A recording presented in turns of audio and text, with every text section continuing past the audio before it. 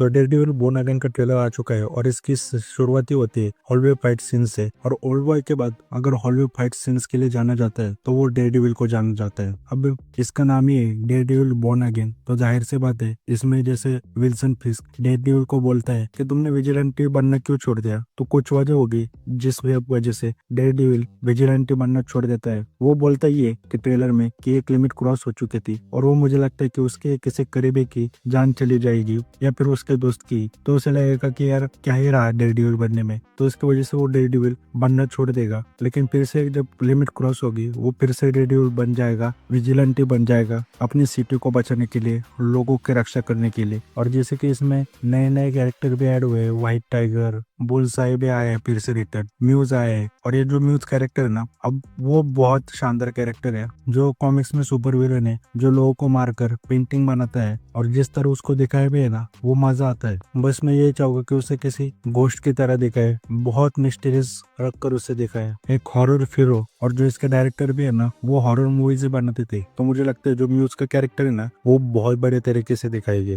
और इसके बाद विल्सन फिस्क अब मेयर बन चुका है, लेकिन अभी भी वो मारधाड़ करने से पीछे नहीं हटता, अभी भी वो इतना ही ब्रूटल है। और इसमें जो व्हाइट टाइगर है ना, जो एक और विजिलेंटी है, तो हम देखते हैं वो लोगों को मार रहा है, तो मुझे लगता है कि डेयरडेविल है ना उसका केस लड़ेगा या फिर उससे दोस्ती होगी जैसे डेयरडेविल की पनिशर से हुई थी। और जो व्हाइट टाइगर है ना वही डेयरडेविल को वापस लाएगा, यानी वो डेयरडेविल को फिर से विजिलेंटी बनने के लिए मजबूर करेगा, ये कहकर कि म्यूज लोगों को मार रहा है, अब तुम भाई संभाल लो सिटी को अपनी। तो देखते हैं हम ट्रेलर में कि डेयरडेविल फिर से ट्रेनिंग भी कर रहे हैं और साथ ही में पूरी सीरीज आर रेटेड है, कई सारे सूट्स भी देखने को मिलते हैं, नए 2 सूट्स देखने को मिलते हैं। लेकिन खुशी हुई है देखकर कि मार्वल्स ने अब फैंस की सुनी और शो को आर रेटेड रखा। और जैसे जो किंग पिन का कैरेक्टर कर रहे हैं ना, उन्होंने कहा था कि ये जो डेयरडेविल बोर्न अगेन होगी ना, वो जो नेटफ्लिक्स की 3 सीजन थे उससे भी ब्रूटल और वायलेंस होगा इसमें, तो वो दिख भी रहा है। और बात करूँ तो यार 3 सीजन जो नेटफ्लिक्स थे ना उसने डेयरडेविल को इतना बढ़िया कैरेक्टर सेटअप किया था।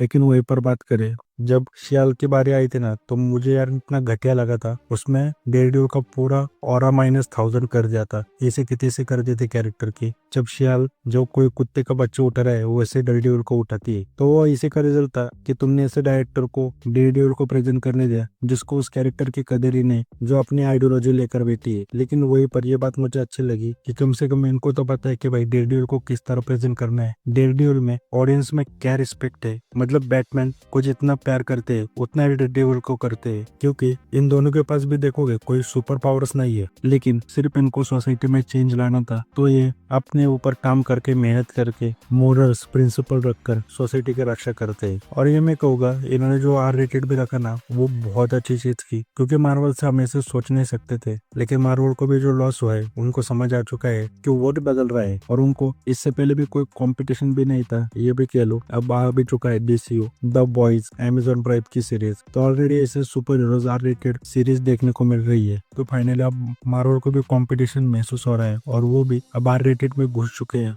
अब देखते हैं कि उन्होंने कितना क्रिएटिव फ्रीडम दिया है डेयरडेविल और उनके कैरेक्टर्स को लेकर, और वो समझ आएगा जब म्यूज के कैरेक्टर वो किस तरह दिखाते हैं। मैं कहूँगा कॉमिक्स में जिस तरह है उसके 50% भी दिखा दिए तो चलो अच्छी बात है, लेकिन पूरा अगर वो उससे PG-30 के आसपास रखते हैं और नाम के थोड़ा आर रेटेड ये सब दिखाते हैं तो उससे काम नहीं चलेगा, फिर वो तो वो गौर वाली बात हो जाएगी। और काफी समय बाद है ना मुझे सुपर हीरो रिलेटेड कुछ देखने में मजा भी आ रहा है, क्योंकि जब मैंने डार्क नाइट जो आखिरी बार देखे थे ना तो उसमें ऐसा आइडियोलॉजिकल डिस्कशन हुआ था, विजिलेंटे यानी जोकर बैटमैन को दिखाना चाहता है कि सोसाइटी कितनी गंदी है, लोग कितने गंदे हैं, बेसिकली कैपिटलिज्म वर्सेस कम्युनलिज्म, इन सब के ऊपर वो डिस्कशन था। और यहाँ पर भी कुछ वैसा दिख रहा है, तो देखते हैं।